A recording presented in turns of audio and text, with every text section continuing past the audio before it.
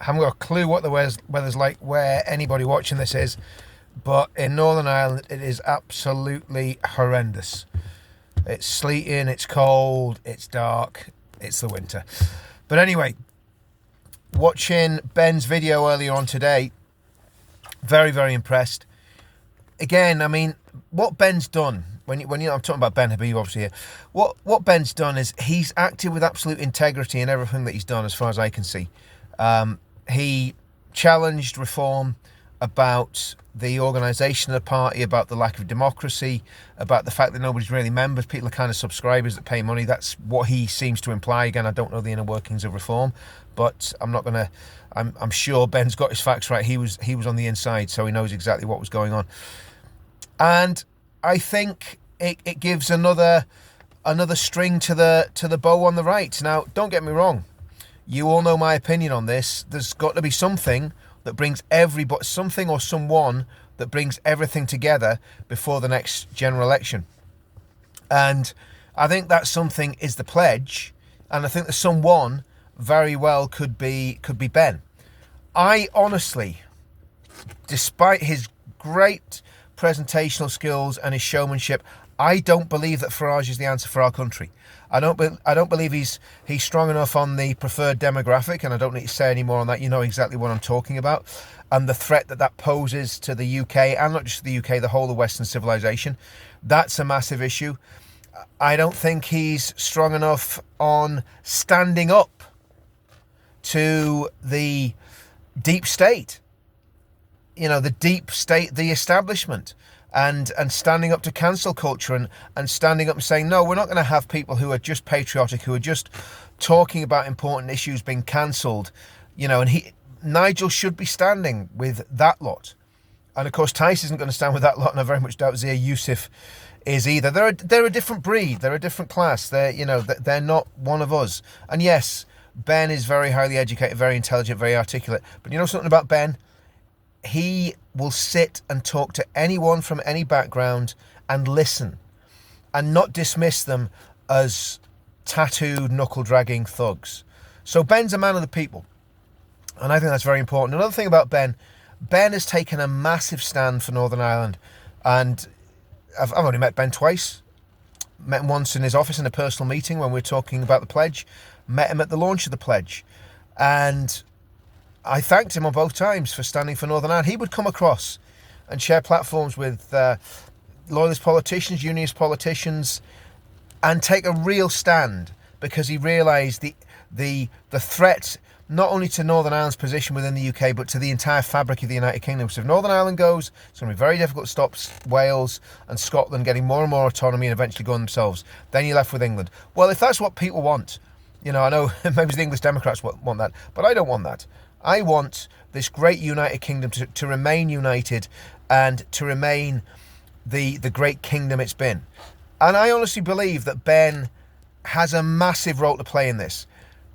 The other thing I think is, when you look at what Trump's doing in America, Trump didn't actually go it alone. This is what people don't understand, because the media were against him and the establishment were against him. But Trump built a very broad coalition. And that's where the next part of my video comes in. Ben very well may be the man to save the country, but I believe the mechanism is not actually a political party but the pledge. Yes, there will be political parties involved.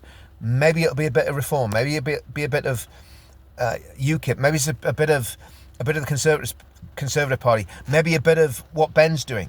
So there's going to be an amalgamation of everything and a coming together of great minds. There's some very smart people in this country, but the reality is they're not standing together and they're not working together. And in large part, that's down to Richard Tice and Nigel Farage and their elitism.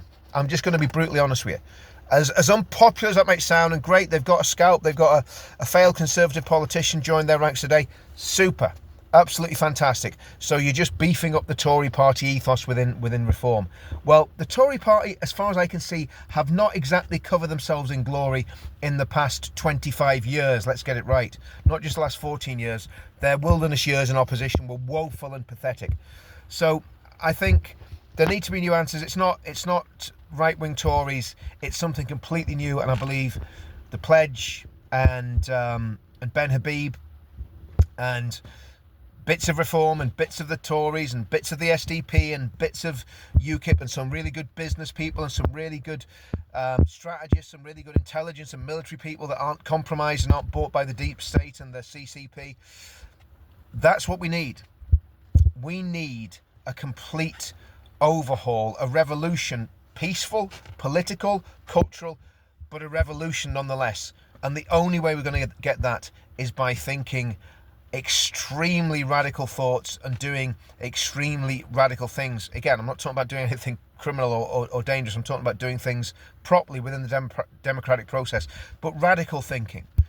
How can we gut out the institutions? How can we work with the new technologies that are coming in, some of the military technology, some of the AI? How's that going to work? How's that going to work for the British people? How's that going to work in terms of national sovereignty? How are we going to deal with China? How are we going to deal with the threat of the preferred demographic?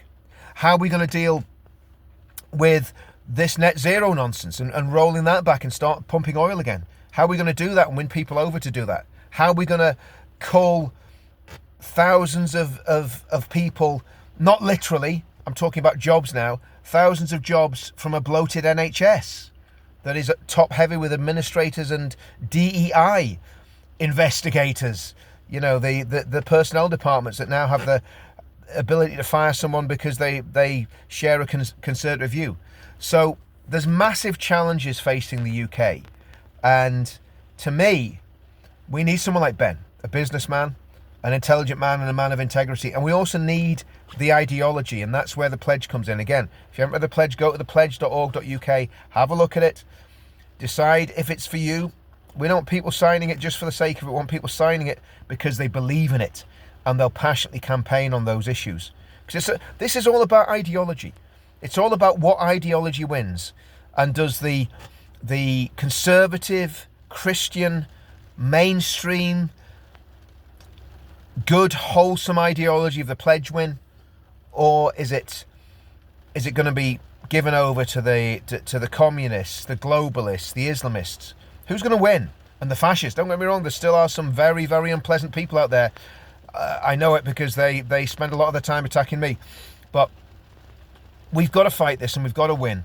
And we've got to have a very radical vision, but it's got to be a vision that's for all the people of the UK and brings all the people together. And that's what Uniting the Kingdom is about. So there we go, guys. I think it's good news what Ben's done. I think he showed courage. I think he showed integrity. And let's just hope that there can be a coalescing around Ben and a coalescing around the pledge that saves this country. In fact, it's not a question of hope. It's got to happen, and it will happen. And if you haven't signed the pledge, go and read it. If you like it, sign it. See you all soon.